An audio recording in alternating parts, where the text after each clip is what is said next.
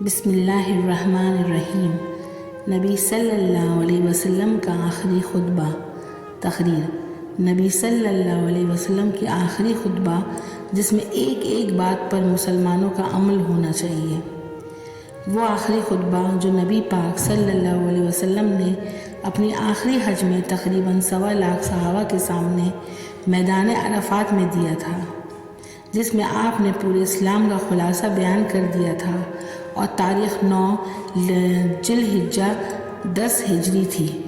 تو آج اس پورے خطبے میں صرف 15 اہم باتیں ہم آپ کے سامنے بیان کریں گے۔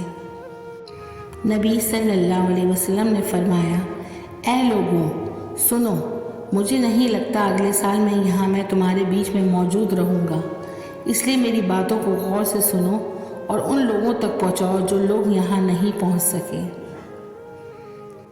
وہ بولے، جس طرح آج کا یہ دن، یہ مہینہ اور یہ جگہ عزت اور حرمت والے ہیں، بالکل اسی طرح ہر مسلمان کی زندگی عزت اور مال عزت اور حرمت والے ہیں، تم اس میں چھیڑ چھاڑ نہیں کرنا۔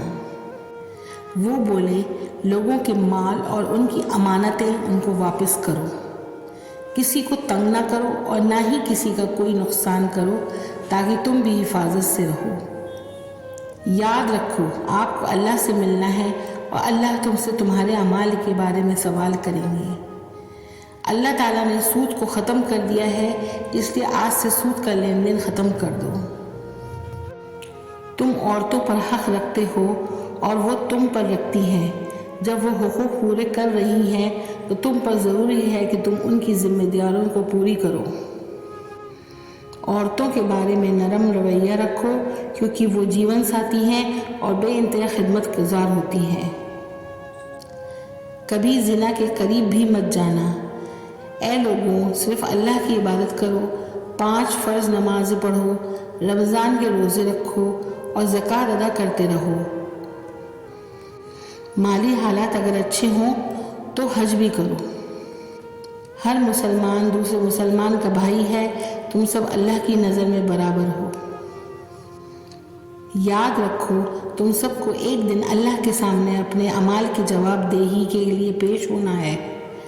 خبردار رہو، میرے بعد گمراہ نہ ہو جانا، اور یاد رکھنا، میرے بعد کوئی نبی نہیں آنے والا اور نہ ہی کوئی نیا دین لایا جائے گا۔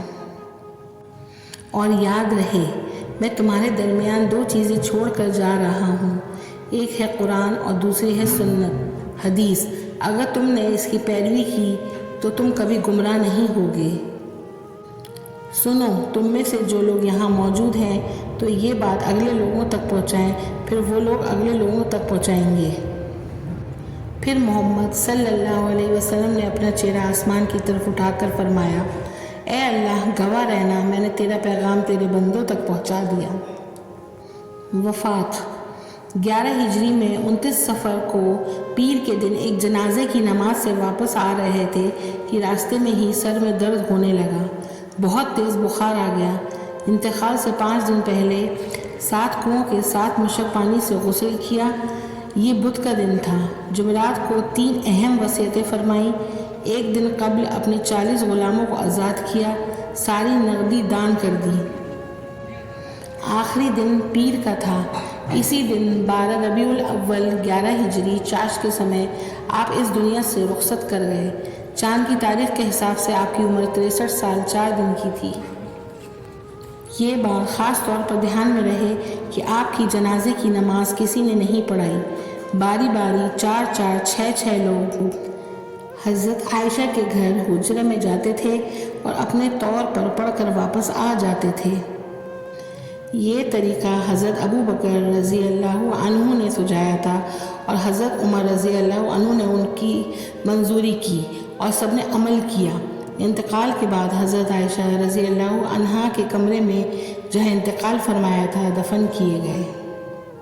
اگر ہمارے آپ کو ویڈیو پسند آئی ہو تو لائک کریں، شیئر کریں، کامنٹ کریں اور ہمارے چینل کو سبسکرائب کریں۔ اللہ حافظ۔